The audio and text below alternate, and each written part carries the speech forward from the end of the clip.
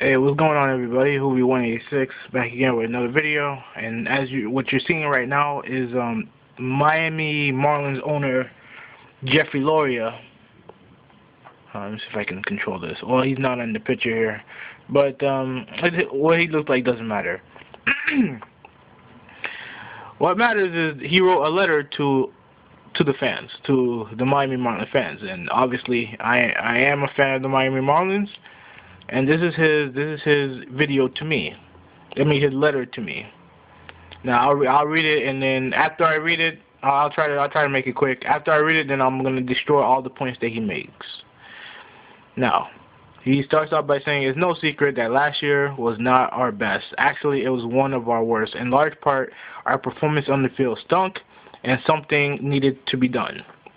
As a result of some bold moves, many grabbed hold of our tough yet necessary decision only to unleash a vicious cycle of negativity. As the owner of the ball club, the buck stops with me, and I take my share of the blame where it's due. However, many of the things being said about us are simply not true.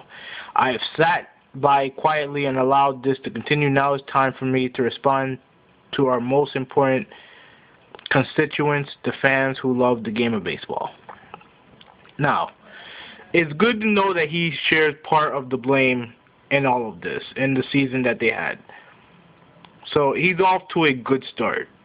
Now let's go down to the roster. Now, losing is unacceptable to me. It's incumbent upon us to take swift action and make bold moves when there are glaring problems. The controversial trade we made with the Toronto Blue Jays was approved by Commissioner Bud Selig and has been almost universally celebrated by baseball experts outside of Miami for its value. That's what he just told you right there is a fucking lie. The trade that the Mets made for R.A. Dickey, the Mets got their top two prospects. They got their top prospects, not the Marlins. The Marlins got good, apparently, from what I've been hearing. They got good players, and obviously you can't judge a trade of this caliber until down the line. But whatever he's saying, what he just said right there is a lie. So that's lie number one. Where am I at here? Okay, we hope. Okay. We hope with an open mind our community can reflect on the fact that we had one of the worst records in baseball. Acquiring high-profile players just didn't work. Yeah, because trying after 1 year, it obviously doesn't work. You know what I mean? Obviously the Red Sox haven't had success with a high payroll. The Yankees haven't had success with a high payroll. And the Angels haven't had success with a large payroll. The Dodgers so that means the Dodgers are going to fail with their high payroll. Baseball payroll doesn't work. Having a high profile players don't work. And nearly everyone on our team, I'm continue reading here, and nearly everyone on our team underperformed as compared to their career numbers.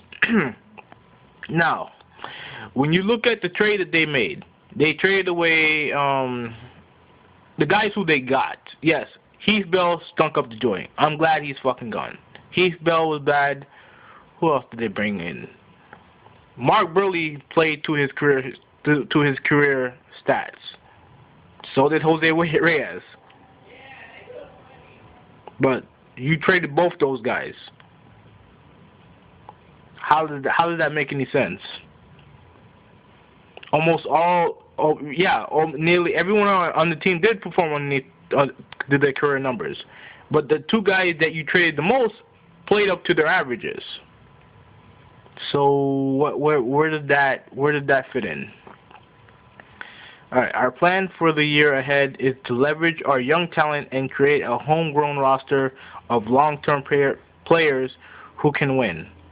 In fact, objective experts have credited us for going from 28th ranked minor league system in baseball to 5th best during this period. And of the top 100 minor leaguers rated by MLB Network, we have 6, tied for the most of any team in the league. Okay. You didn't build a new major league stadium to have a top-ranked minor league system. That's not what the fucking stadium was there for. Now, for anybody who obviously doesn't live here in Miami, let me clue you in on basically how the stadium got built.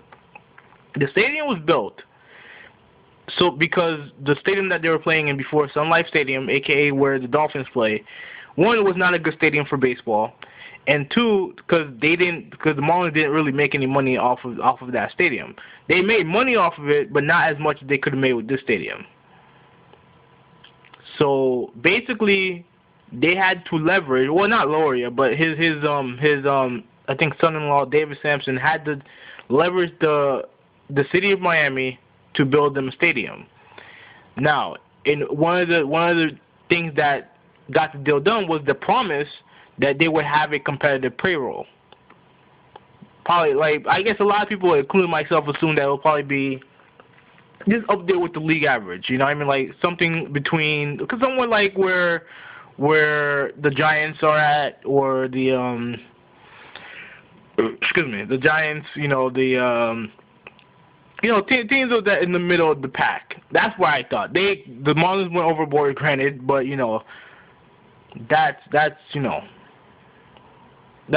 how it is. That's how the stadium ultimately got built, with the promise that he would have a competitive payroll every year. Now it wasn't like it had to be at a certain point or you couldn't build a stadium. That was the promise. So what he said right here, while in theory it may be good, you didn't build a major league ballpark for to have a top-ranked minor league system.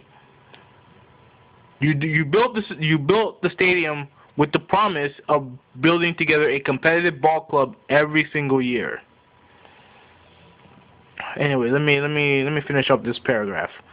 We'll evaluate this roster and possibly bring in additional talent based on our assessment of what we need. The very same naysayers who are currently skeptical once attacked us for bringing Pudge Rodriguez to the Marlins in 2003. More than any other, that move contributed to our World Series championships. Now, there's two things wrong with this. One, Pudge Rodriguez, he was a very valuable member of the team, but he was not the best player on that team. Not even close. He had an iconic play in the first round of the playoffs. It was top of the ninth. Excuse me, top of the ninth. Tying run was coming in to score. Jeff Conine threw a gorgeous ball to Pudge Rodriguez, who was blocking the plate. The guy ran him over. He held on to the ball. It was a great moment, but he was a very valuable part of the team. But he was not the main factor into them winning the championship. And secondly, that move was over 10 years ago. You're touting a move to bring a free agent. That was 10 fucking years ago. You haven't been to the playoffs since. Fuck out of here, man. Hopefully this video doesn't go on too long. But, alright. Ballpark. Okay, where are we at? The ballpark issue has been repeatedly reported incorrectly, and there are some very negative accusations being thrown around. It ain't true, folks. Those who have attacked us are entitled to their own opinion, but not their own facts. The majority of the public funding came from hotel taxes, the burden of which is incurred by tourists who are visiting our city, not the resident taxpayers. The Marlins organization also agreed to contribute $161.2 million towards the ballpark, plus the cost of the garage complex. In addition, the Marlins received no operating subsidy from local government funding. The ballpark required that all debt service is paid by existing revenue. Furthermore, many are attacking the county's method of financing for its contribution, but the Marlins had none at all to do with that. The fact is, with your help, we built Marlins Park, a crown jewel of our beautiful Miami skyline, which has won over 20 design and architecture awards and will help make us a premier ball club moving forward.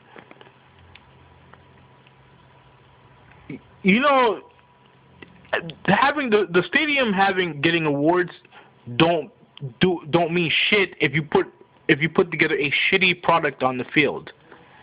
Nobody cares. Nobody cares. Like I personally, I haven't been to the ballpark, but it looks like a beautiful ballpark. I want to go there someday. Hopefully, I can go there when your ass is no longer in charge. Now, I'm not gonna go over finance. I'm not gonna read finances because I don't want to hear millionaires complain about money. Now, here's the communication. An organization is only as good as its connection with the community. We know we can do a better job communicating with our fans. That starts now. Okay, here now, before I continue, here's the kicker with this. Now, my favorite radio show is the Dan Le Batard Show. You know, if you're familiar with him, yeah, I like his show a lot. Now, on the show, David Sampson, the guy who I mentioned before, he's the president of the Marlins. He's Jeffrey Lurie's son-in-law. He did a weekly show with Dan Le Batard on the show. And it was a great segment to the show. They talked about baseball, obviously, but also movies, because David Sampson is a big movie buff. I enjoyed the show. The funny thing is that Jeffrey Lurie stopped the show. So you want to communicate with the fans, but yet you stopped the show where we were able to, in part, communicate with ownership. I find that funny. Okay, now from this point forward, we can assure fans and the entire community that we will keep you abreast of our plans, rationale, and motivations. Amidst the current news coverage, it can be easy to forget how far we went together not so long ago. In 2003, again with 2003, I helped bring a second World Series title to South Florida. Bravo. We know how to build a winning team. That's funny because you haven't done one in over 10 years.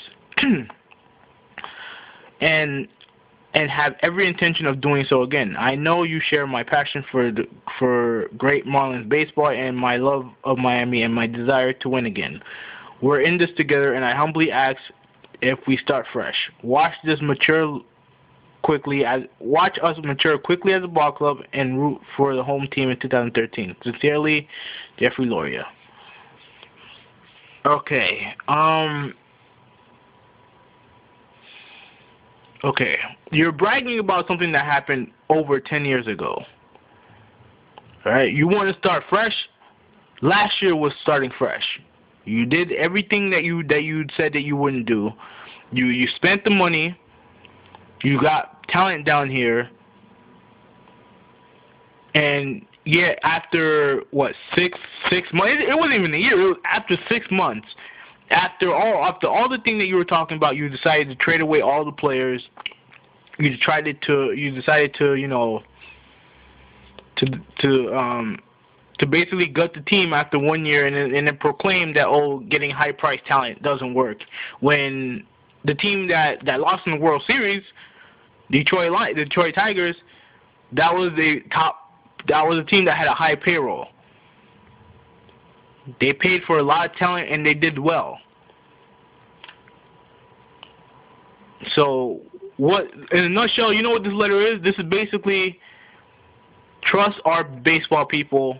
Everyone else is dumb. We're smart. Trust our baseball people. Despite the fact that the baseball people have done a shitty job of developing talent and getting talent down here. It's a fucking disgrace. Man, it's a sad time to be a Marlins fan, man. It really is, man. Because basically, you know, these assholes are the caregivers of baseball down here in Florida, and it sucks that we have a fucking shitty ass owner like this guy here, like this fraud Jeffrey Lurie. But anyways, this will be 186. I'm out.